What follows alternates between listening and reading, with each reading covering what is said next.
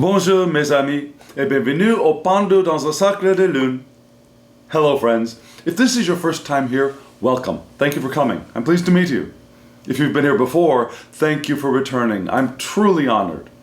Friends, if you are a returning visitor, you know by my attempt at a French introduction that this is my series in which I use Terre de Marseille adjacent or antique Italian decks to help me get a central message from the larger spread I record earlier in the week.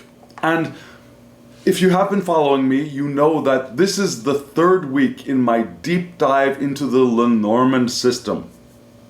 And so this second video helps me try to coalesce, to synthesize a central message from that larger spread.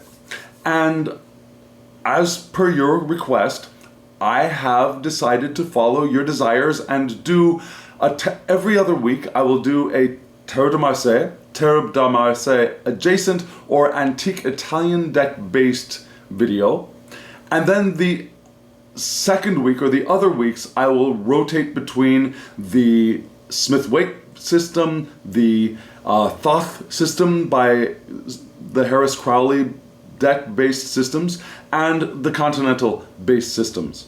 So, friends, we're back to Terre de Marseille, and I've chosen a Terre de Marseille adjacent deck for us for this week. But before we get to that,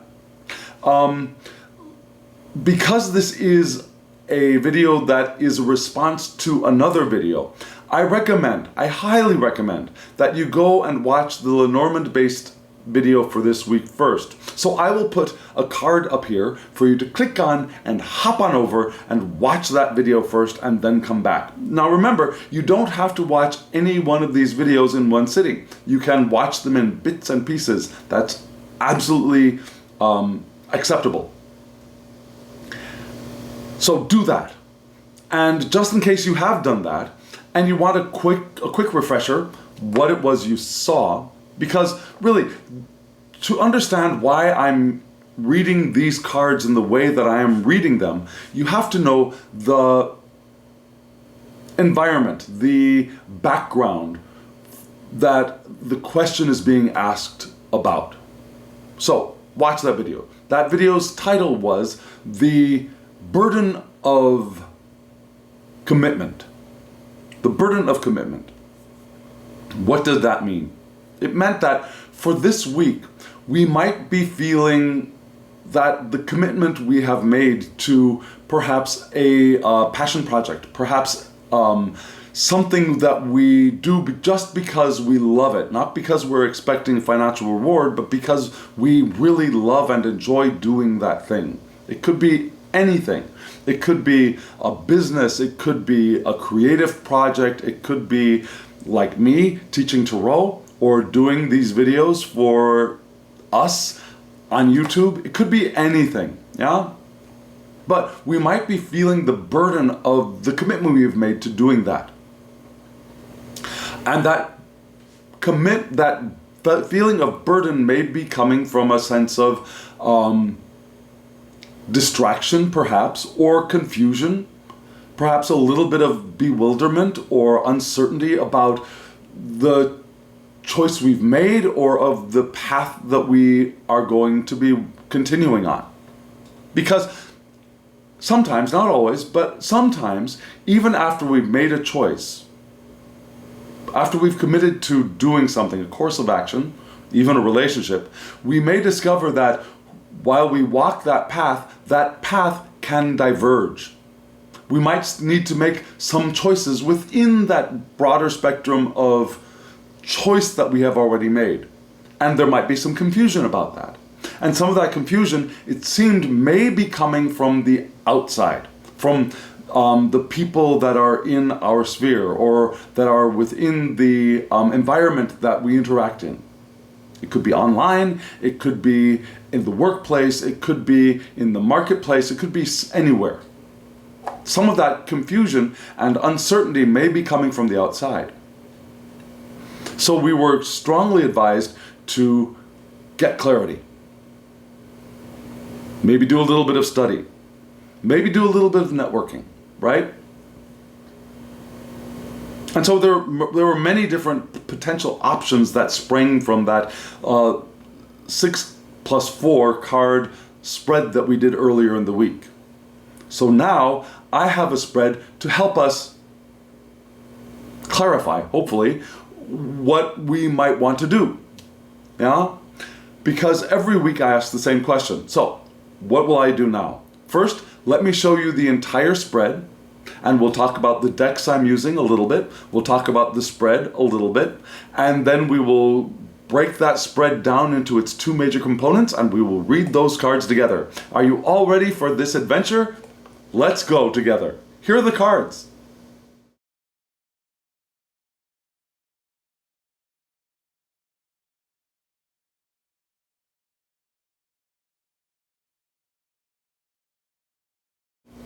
Friends, what do you think about that set of cards, that spread? Were you surprised? I've used both of these decks before. I'm not sure that I've used them together, but I have used them before on this channel. So you saw 3 cards above, 3 cards below, right? The 3 cards above are from a small Terre de Marseille deck. Cute as cute can be, right? It's called the Squid Cake Marseille Tarot. It's just the cutest little thing. It's very pink, so if you don't like very pink decks, this might not be the deck for you. But honestly, just between you and me, I don't like pink, but I love this deck. This is just, there are 3 decks that I have that really, well, there are 4 now. Actually, I got a new one into my library. So there are 4 decks that really feed my desire for cuteness in Terre de Marseille. One of them was the first deck that I got, called the, oh heck, what is it called? The Marshmallow Marseille. One lovely, lovely little deck.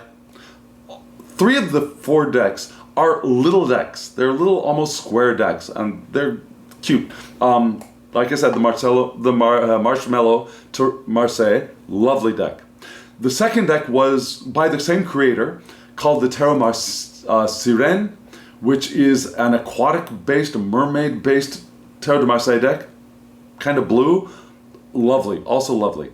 Actually, the Marshmallow Marseille is also a little bit pinkish. Not as pink as this one, but just a little bit pinkish. The Terre Sirène is more blue and brownish. The third one is this one. The what is the name of it again? It is the Squid Cake Tarot. Lovely, cute as a button. And then the fourth is the Pip Speak Tarot, which is created by Kitten Chops, who also did the it's a deck that I use a lot. Not the Heartful Tarot, maybe? Anyways, so Kitten Chops has this great Pip Speak Tarot. I love that one. Super cute, but more tarot sized. Easier for my hands, frankly, than the smaller decks. But if you've got small hands, the first 3 that I mentioned might be just perfect for you. This deck included. So, we've got that deck. The Squid Cake Tarot. The Squid Cake Marseille Tarot. And then below we had 3 cards from an Oracle deck, and they are from the Poise Oracle deck. Now, the Poise Oracle.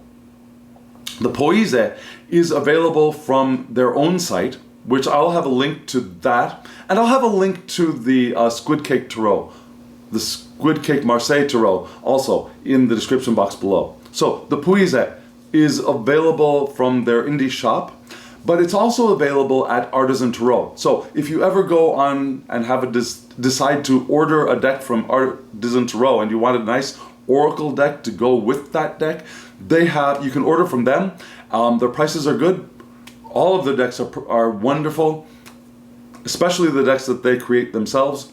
Lovely, lovely site. But the link below will be to the independent site for the Poise. Now, the Poise does not ship everywhere in the world. Just saying. So, for example, I'm here in South Korea. I cannot order directly from the Poise. I would have to ship it to my mom's house and ask her to ship it to me. Or I can order from Artisan Tarot. So that's just information for you. Okay, artisan throw ships anywhere. Just saying. So there we are. The 3 cards above give us the main message, and I read them as I would read any Terre de Marseille 3-card spread.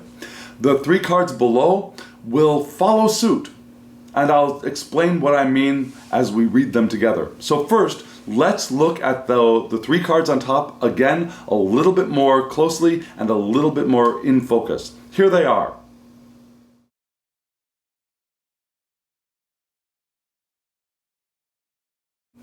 Friends, maybe you've already noticed that my voice has not completely returned from when I was a little under the weather. I'm feeling a lot better, but the the crud back here is still making my voice a little bit tired, a little bit quickly. So let's see how this goes.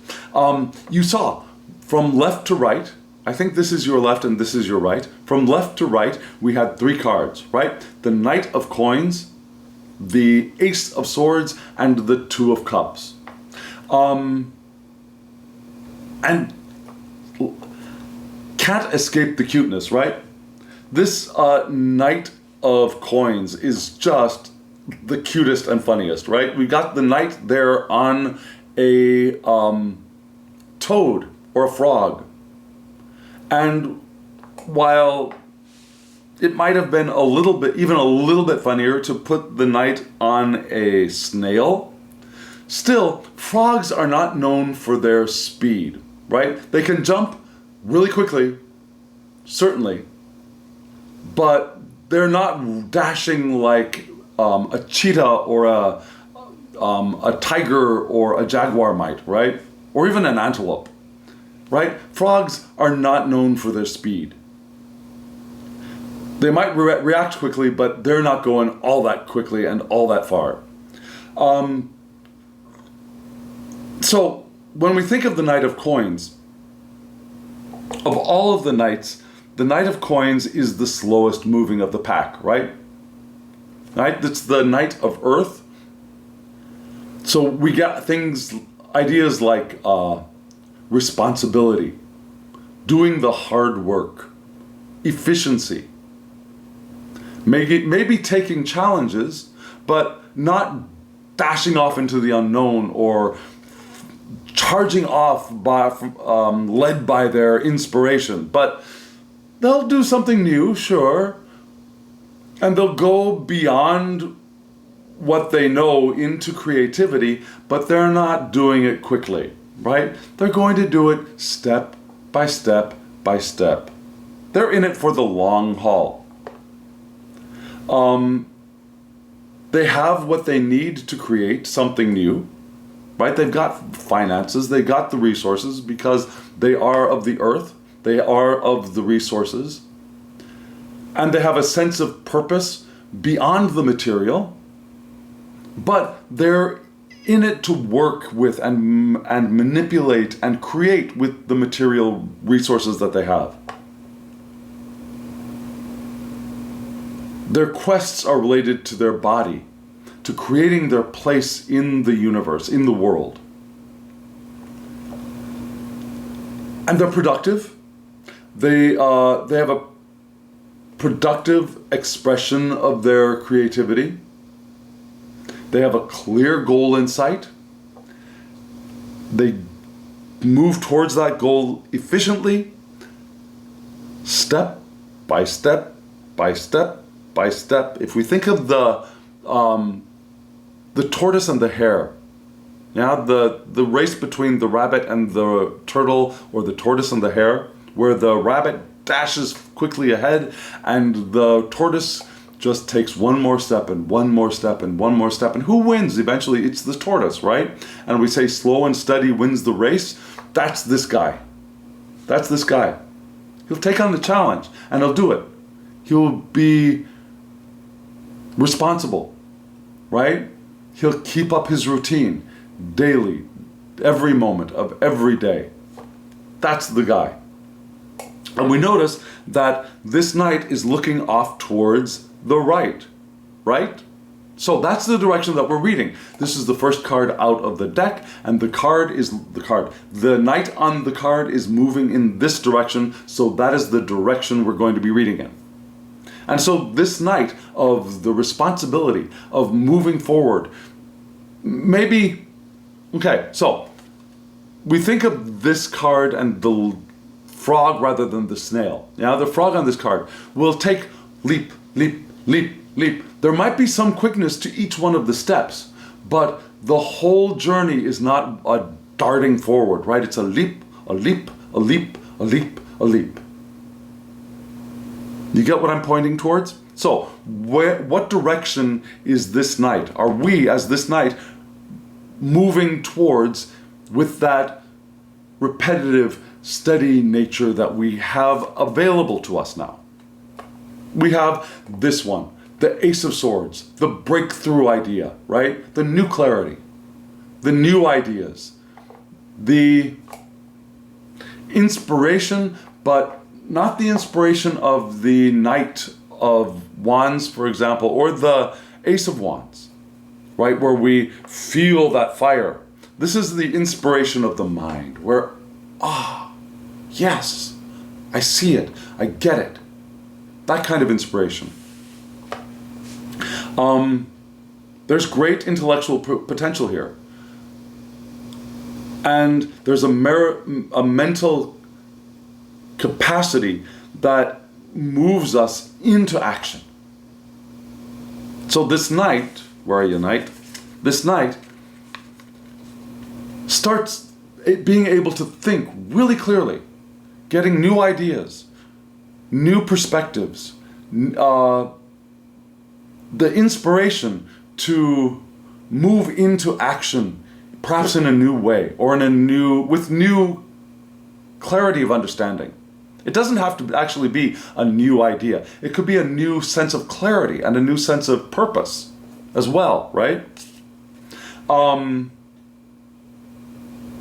the Ace of Swords is also being able to succeed through our cunning, our intelligence, our mental determination and our discernment, our rational, sharp minds help to cleave the way forward. Which these two things together, when we think about the earlier reading with Lenormand, where the trouble seemed to be in this mental fog, the lack of clarity, the lack of discernment, the uncertainty of the clouds. Here, this set of 3 cards is telling us to keep moving forward, do the daily work, right? Take on the challenges, and doing so we will get that clarity that we want, that we need, which will lead to a path for success, right? And it leads to what? It leads to the Two of Cups. Those, what is sometimes thought of as dragon heads or fish heads or something up here, right? The Two of Cups, totally cute in this deck. And the Two of Cups, it's the card related to the beginning of a relationship, the first connection. Because there's a firstness to this, there's a lack of of stability. There's a lack of security, maybe.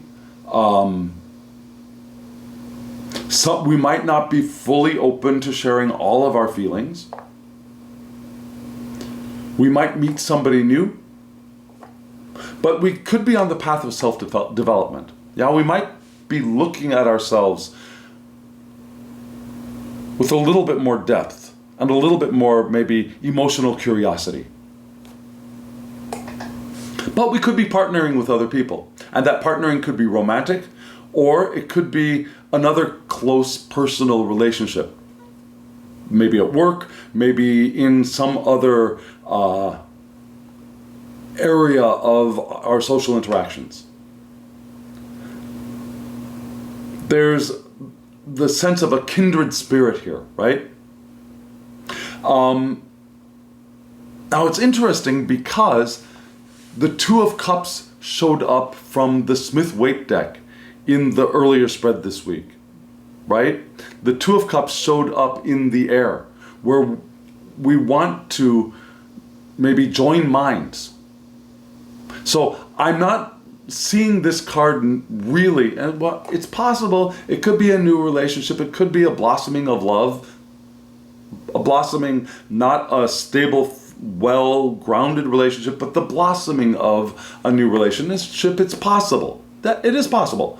But what I see, being that we're reading these cards in relationship to the earlier spread of the week, I think this is probably more of finding a kindred spirit, somebody to work together with, that we feel connected to. And it's a new connection. Not that we may not have known the person before. We may have known the person before, but not felt connected to that person. And now the connection, we feel it anew. Does that make sense? Or we could be looking at ourselves anew.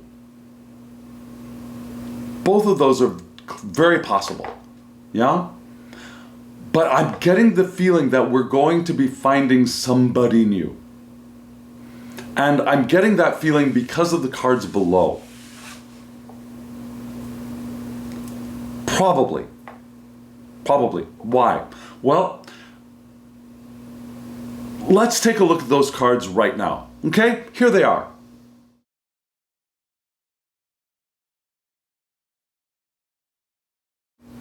Friends, those were 3 cards from the Poésie Oracle. Now, what do you think of that art? I think I've said this before, and you might not agree with me, but whenever I see this artwork, I keep thinking of the 1960s, at least he was the most famous in the 1960s and 1970s, pop artist called Peter Max. And Peter Max did, he's still alive, but his art style has changed. He's become more of a supercharged, colorful impressionist, whereas in the past he was more of a psychedelic artist. And if you were to imagine Peter Max's art stripped of its color and published in black and white and maybe a little bit of gray, that art I think would look a lot like this kind of art. Yeah? This looks like a black and white version of a psychedelic art deck, which I love. And that's not me knocking this deck. I think it's just fabulous and impressive. Not impressive like wow, but it leaves a strong impression to me. So that's why I like using this deck. And I like using this deck especially with my Tarot de Marseille adjacent tarot decks. So when I pair a non-traditional TDM, Tarot de Marseille deck with an Oracle, I've come to really appreciate pairing it with this Oracle deck. I just think it's fabulous. And we go from left to right with Joy, and then Chaos, and then Give. Those were the 3 titles, right? And I'm still, as we talk about these cards together, I'm still integrating this Oracle into the reading real time. So we're going to start off with the Joy card. Here we go. This is Joy. And Joy, what do we see? We see this wonderful sun, right? Like in the sky, sun, with a third eye wide open, with its tongue out. And when I see this card, I think of the advertisement for Skittles, you know, the candy Skittles, which says taste the rainbow. That's the first thing that comes to mind when I see this card. Taste the rainbow. Because that's exactly what the sun is doing, yeah? Tasting the rainbow in the sky. We also see flowers there around the base of the card, right? There are also flowers up in the sky. the sun has penetrated the clouds and is radiating joy. Right? So, what do we get from that? We're suggested to do the active work of joy.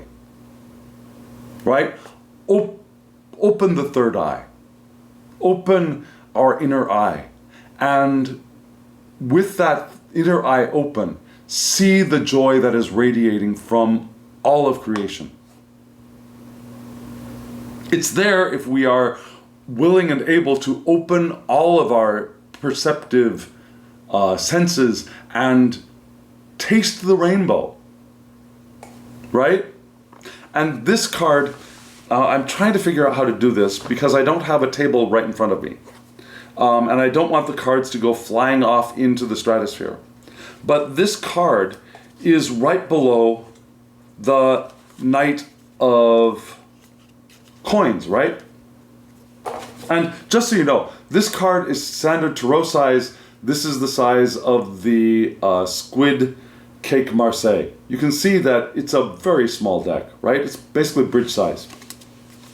So beneath the Knight of Coins, who is doing the work, who is doing the steady, reliable work, maybe taking chances, taking on challenges, but in a slow, methodical way. How is he doing that? He's doing that by enjoying the process, by finding joy in the daily work, by finding joy in the step-by-step process of being creative, of taking on the challenge, of creating with the material that is around him, her, or them, because there is so much joy with which we can use to create with, right? And then this next card, okay, I'm going to put these here. Gosh, okay, so the next card is this card, which is Chaos. What do we see? What do you see? Tell me. I can hear you. Do you see body parts? Yeah? There are there are legs, there are two faces, there are feet. I don't know that I see arms. Maybe I do see arms, at least one. There are little explosions, little black explosions around there, right? There's a little crack that I thought was lightning down here at the bottom, down here, which would be the bottom left, I believe. No, the bottom right. I'm sorry, the bottom right. So you see that what looked to me like psychedelic art has moved into what looks to me to be Cubist art, right? The chaos of Cubism. And this one brings to mind Pablo Picasso in some of his Cubist period. So there are bits and pieces of different perspectives all put together in a way that doesn't make absolute sense.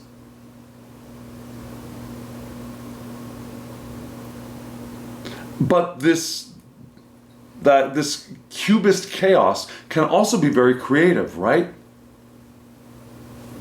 Yeah, with all those little explosions, the crack in the glass of perception, perhaps, the bits and pieces put together in a different way. And remember, what is this card below? This card was below the Ace of Swords. So we go for this new perspective, but that new perspective may seem a little bit chaotic because it's not the old perspective. It's not the way of looking at things that we're used to. Now we've deconstructed our experience and we're putting it together in a new, different, creative way, which may look uncomfortable at first, which may cause some smoke and some fires at first. But from this chaos the new can be born, right? From this chaos, a new perspective can be born. A new perspective can be born.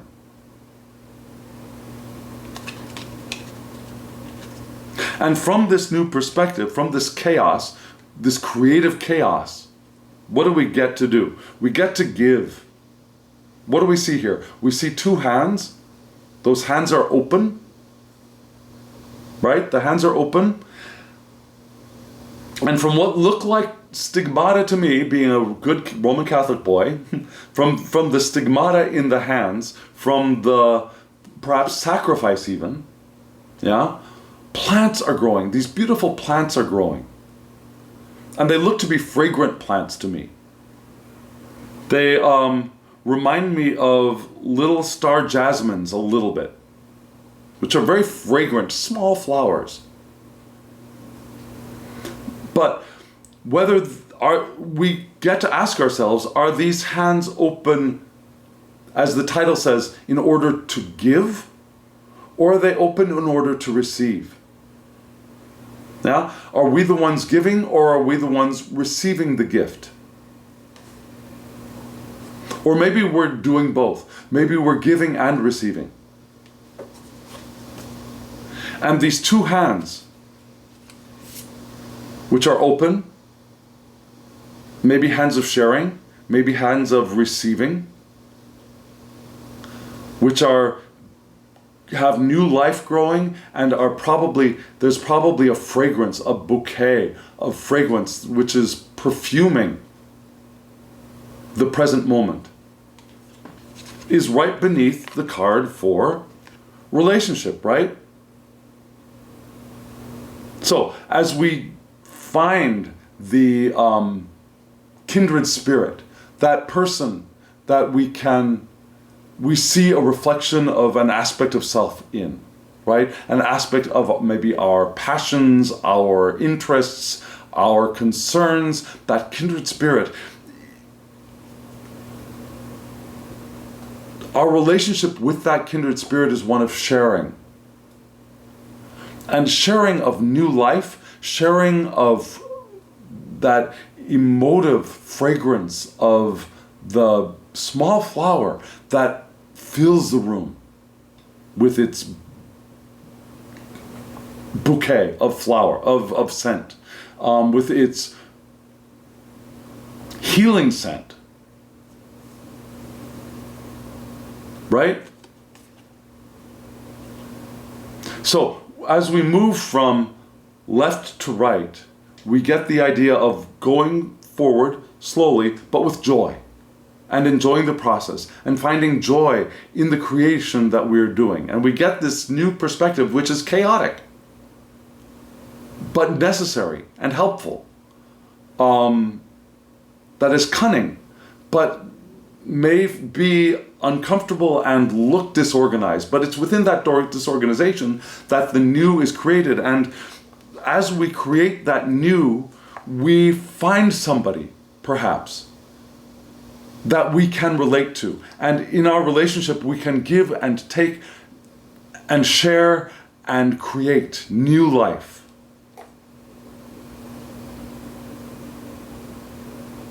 And perhaps it's all of that that helps us to crack through the cloud of uncertainty and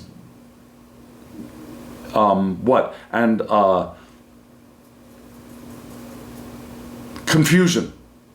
He said, in trying to reach through the confusion in his head, yes, of uncertainty and confusion. So the burden of our commitment,